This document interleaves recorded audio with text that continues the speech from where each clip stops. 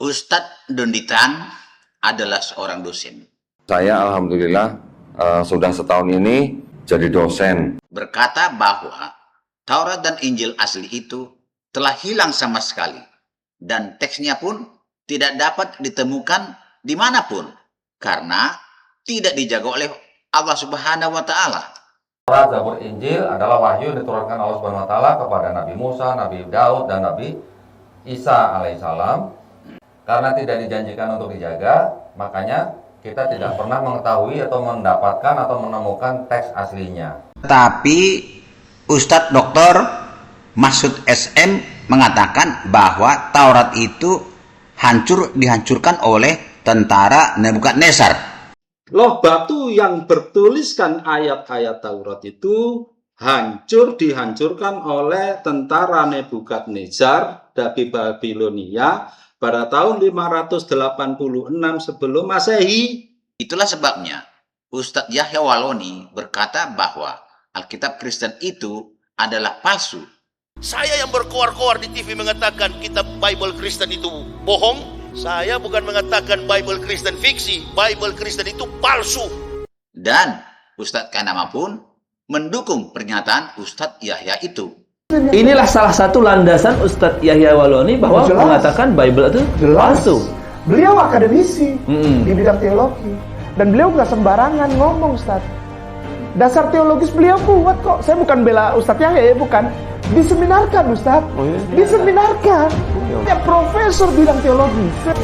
Ustadz Juma pun mengatakan bahwa Alkitab orang Kristen itu adalah bohong. Kitabnya mereka itu mautu alias bohong.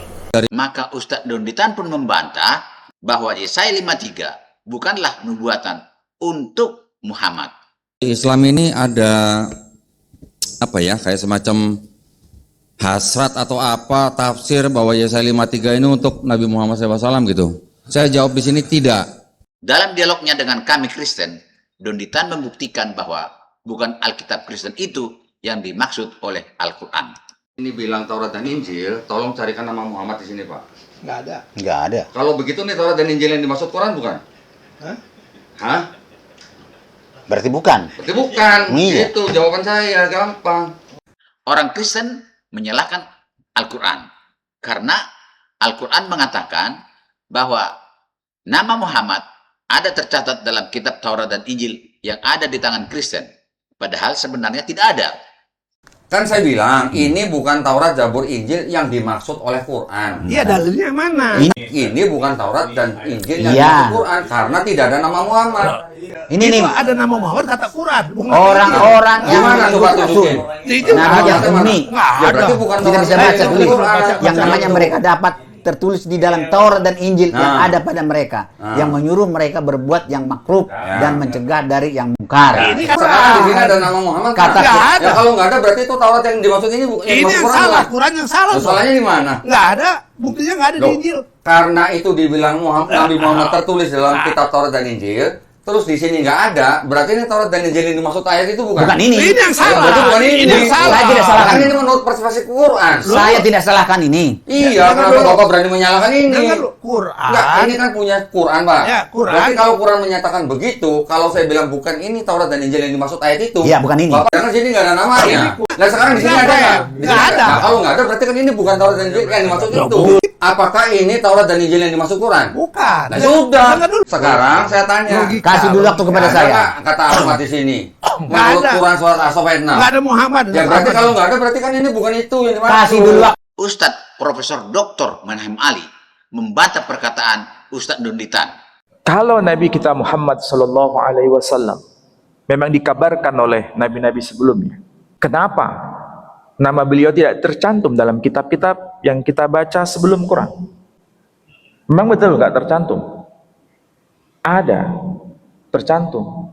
Kemudian mereka menganalisa Alkitab cetakan Lai, bahasa Arab, dan bahasa Indonesia. Maka mereka temukan nama Muhammad dalam Taurat dan Injil orang Kristen itu. Lalu mengambil keputusan bahwa dalam Taurat dan Injil Kristen itu 100% benar ada nama Muhammad tercatat dalam Taurat dan Injil yang di tangan orang Kristen. Coba slide berikutnya Pak Dondi, yang tulisan Arab ya. Yang tulisan Arab ya Pak ya? Ya, yang tulisan Arab. Yang ini Pak? Nah, ini ya. Ini disebutkan begini ya. Ini saya lihat dari versi Alkitab bahasa Indonesia berdampingan dengan bahasa Arabnya. Diterbitkan oleh Lembaga Alkitab Indonesia. Halaman 1887 itu ada perikop yang berbunyi bangsa yang buta.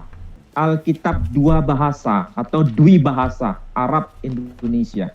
Halaman 1887 perikop di sini berbunyi bangsa yang buta. Pasal 29 mulai dari ayat 9 sampai 16 itu disebutkan mengenai narasi ya, narasi teks secara utuh. Kalau bahasa kita menyebutnya satu perikop. Poin yang ke-12 disebutkan summa tunawilunahu liman la ya'riful qira'ah. Summa tunawilunahu. Nah, tunawilunahu itu kalau kita mengenal juga istilah tilawah. Artinya membaca ya. Tilawah, membaca. Summa tunawilunahu liman la ya'riful qira'ah. Yang tidak mengenal baca. Mengenal bacaan. Qira'ah. La ya'riful qira'ah. Wa taquluna lahu iqra' hada. Bacalah ini. Fayujib, maka dia menjawab. Ini satu orang yang jawab ini. Bukan dua orang, bukan tiga orang. Satu orang itu yang jawab. Fayujibu. Maka dia menjawab. Yesaya pasal 29 ini merujuk pada peristiwa yang akan terjadi di masa depan. Makanya di sini menggunakan ungkapan yang bisa dikatakan fi'il mudhari kalau bahasa kita ya. La ya'riful qira'ah fayujibu la a'riful qira'ah. Jadi disebutkan aku tidak bisa membaca. Kalau aku tidak bisa membaca, kalau di sini diterjemahkan dalam bahasa kita. Coba kita lihat yang versi bahasa Indonesianya sebagai pembanding. Itu kalau diterjemahkan begini kan. Dan apabila kitab itu diberikan kepada seorang, nah bukan banyak orang ya, tapi seorang, satu orang yang disuruh. Dan apabila kitab itu diberikan kepada seorang yang tidak dapat membaca dengan mengatakan, baiklah baca ini, maka ia satu orang, bukan dua, bukan tiga, bukan empat, dan sebagainya, satu orang. Maka ia, sekali lagi, ia satu orang. Maka ia akan menjawab, aku tidak dapat membaca. Aku tidak dapat membaca. Kemudian saya kira apa yang disampaikan oleh Ustadz Kay tadi, ya, ini kan menceritakan sebuah proses pencarian, terlepas dari segala argumentasi yang ada pro kontra di sana. Tetapi saya mau menyimpulkan pada malam hari ini bahwa pencarian Ustadz Kay berdasarkan data yang valid ini, ya, itu tidak bisa dikatakan itu tidak benar, bahwa semua yang dikatakan pencarian Ustadz Kay itu terbukti kebenarannya. Terlepas mereka mau menolak tentang nama Ahmad bin Abdullah itu, tetapi faktanya ada. Saya akan katakan bahwa tidak lain dan tidak bukan Yesaya 29 ayat 12 1000% untuk Muhammad bin Abdullah sallallahu alaihi wasallam. Akhirnya Ustadz Donditan berubah sikap dengan mengatakan masih ada sisa firman Allah dalam kitab Taurat dan Injil yang di tangan orang Kristen itu. Walau dulu dikatakan tidak dapat ditemukan lagi teks asli Taurat dan Injil karena sudah hilang akibat tidak dijaga oleh Allah. Sahabat-sahabat ada yang diperbolehkan menyimpan gulungan-gulungan kitab mereka, tetapi juga ada pesan dari Nabi. Jangan kamu menerima 100% pesan di dalam gulungan mereka atau kitab mereka. Tetapi jangan juga kamu menolak 100%. Karena apa? Karena bisa saja di dalamnya masih ada sisa-sisa kebenaran atau sisa-sisa firman Allah Subhanahu wa taala. Yang di dalam Bible masih ada sisa-sisa kebenaran atau sisa-sisa firman Tuhan, saya katakan itu adalah sisa firman Tuhan. Tapi ketika berdialog dengan saya, Ustadz Donditan berubah lagi dengan mengatakan hanya indikasi saja yang ada dalam kitab Kristen, bukan sisa firman Allah. Bertanya lagi saya, ya. Kesel bertanya begitu. Kan Pak Donditan mengatakan di dalam videonya, kalau Islam itu menggunakan akal dulu, baru iman. Ya. Kristen itu iman dulu, baru akal untuk dicocok-cocokin. Ya. Jadi kalau di Islam, akal dulu baru iman. Baik. Tapi kalau di Kristen, iman dulu baru akalnya nyocok-nyocokin gitu. Ya. Nah, maka saya sekarang menggunakan akal. Ya. Nah, sekarang di sini indikasi ada, kata Pak Donditan, ada nubuatan Nabi Muhammad. Indikasi. Ya. Yang lain kan 1000% ada, yang lain kan tidak ada. Nah, timbul pertanyaan saya, kenapa orang ini satu Al-Quran ini masih sama-sama hidup saat ini dan sama-sama kumpul, kok tidak sependapat? Dalam pikiran saya ini, akal saya mengatakan, oh berarti Al-Quran itu tidak jelas penjelasannya.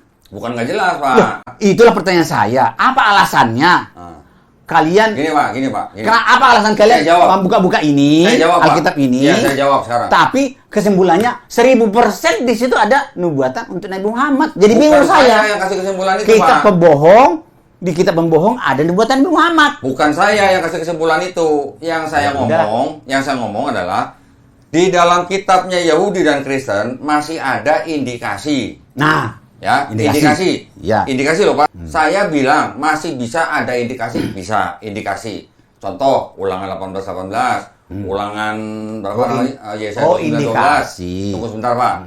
Yesaya 4:21 misalnya. Nanti ada Yesaya 4:20 misalnya, atau Yohanes 16:13 misalnya. Itu indikasi, Pak.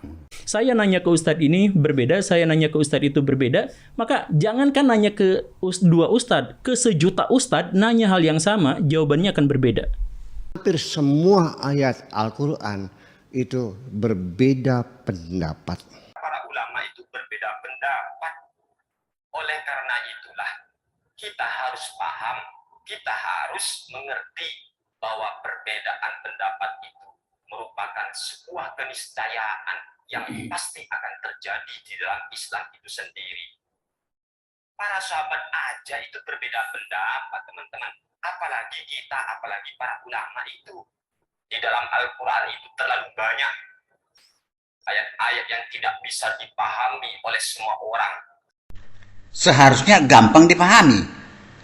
Kenapa tidak bisa dipahami? Kenapa tidak bisa dipahami? Seharusnya gampang dipahami karena Allah mengatakan bahwa Al-Quran ini adalah penjelasan yang sempurna bagi manusia.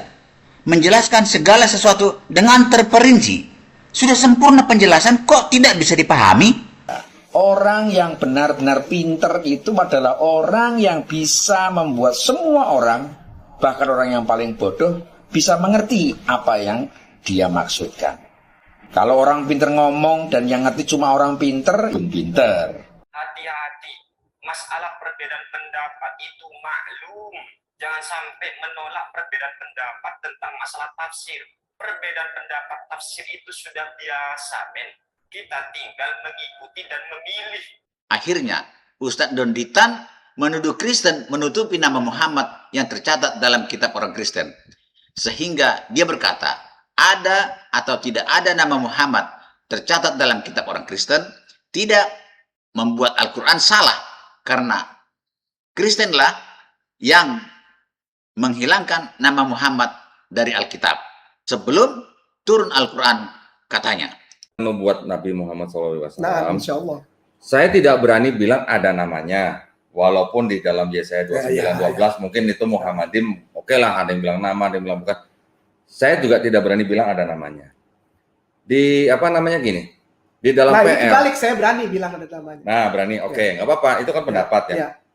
Tetapi saya gini, pendapat saya gini, ada namanya atau tidak ada namanya itu tidak pengaruh buat Quran. Iya. Ya. Iya. Jadi ada namanya, tidak ada namanya Nabi Muhammad SAW di dalam Bible atau Torah atau Mazmur atau Injil, itu tidak membuat Quran jadi tidak benar. Betul. Bagaimana sih logikanya dosen Ustadz Donditan ini?